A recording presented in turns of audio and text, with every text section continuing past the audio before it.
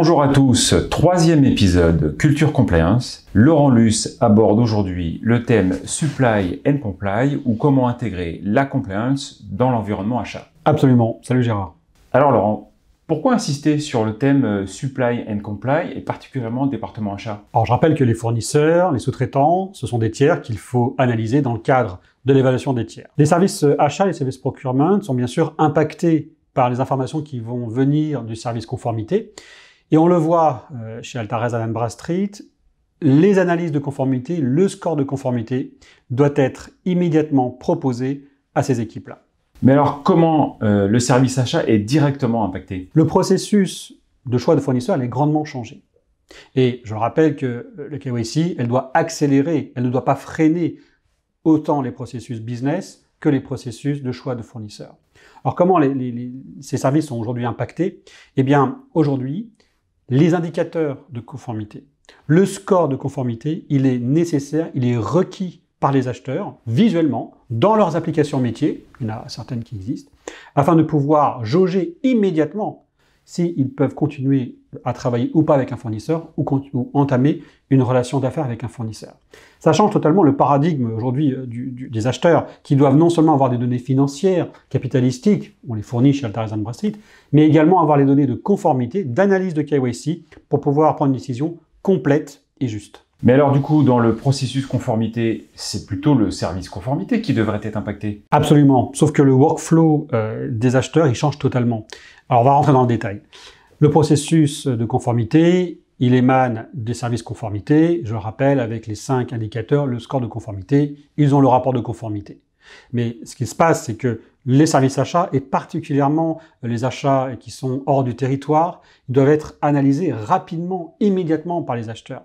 La donnée ne change pas en fin de compte. C'est est-ce que la donnée est accessible rapidement aux différents acheteurs pour qu'ils puissent avoir l'information. Donc là, on est sur le processus, les workflows, le transfert d'informations et je vais même dire sur le système d'information de l'entreprise. Et le lien est à faire entre le service conformité et les services achats avec un système d'information type ERP, SRM identique. Donc là, on aborde un autre sujet, c'est que le service conformité va faire sa due deal de manière assez classique, peut-être sur une interface métier, donc déjà ça change un petit peu des usages classiques, lambda de la conformité. Transmettre de manière automatique évidemment ces informations auprès des services achats, pouvoir échanger entre des personnes physiques via des alertes, via des notifications, via des demandes d'informations, pour que le service achat en temps réel en fin de compte ait à l'écran le score et les indicateurs. Là ensuite, ce genre de métiers vont pouvoir totalement faire proprement leur métier et prendre des décisions avec l'ensemble des informations, l'ensemble des datas qui leur est nécessaire. Le processus de conformité ne change pas, les indicateurs ne changent pas, mais le processus, les workflows qui sont entre ces deux équipes, parfois qui sont dans des pays différents, avec des langues différentes, là, il doit être automatisé et rapide.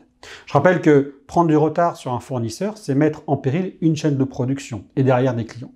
Alors, on entend de plus en plus parler de score RSE. Laurent, qu'est-ce que tu en penses? C'est primordial aujourd'hui sur le supply and comply, et on le voit bien sûr sur les projets que nous suivons. On parlait dans différentes vidéos d'indicateurs propres à chaque entreprise, au niveau conformité bien sûr.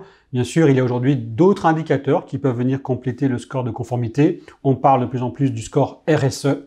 Bien sûr, c'est quelque chose qui est tout à fait faisable et qui va bien sûr venir impacter le score de conformité. Alors, deux choses sur ce indicateur ou score RSE, puisque soit on prend un indicateur RSE qui va venir compléter le calcul du score de conformité, à l'instar des 5 autres indicateurs, donc il faut bien définir le poids de cet indicateur RSE, ou alors, sur l'interface ERP, SRM des procurement, du service achat, d'afficher le score RSE, qui émane de sources différentes, évidemment. Donc là, le service achat a plusieurs informations. Le score RSE, je parle évidemment de score et pas d'indicateur RSE. Un score de conformité qui tient ou pas au compte d'un indicateur RSE. Et puis bien sûr, l'ensemble des autres informations que nous fournissons chez Altares Dun & Bradstreet, financières, capitalistiques, organisationnelles, etc. Mais c'est de plus en plus prégnant d'avoir une tonalité éthique, sociale des fournisseurs. Merci Laurent. C'est fini pour aujourd'hui. Merci de nous avoir suivis et rendez-vous au prochain épisode de Culture Compliance.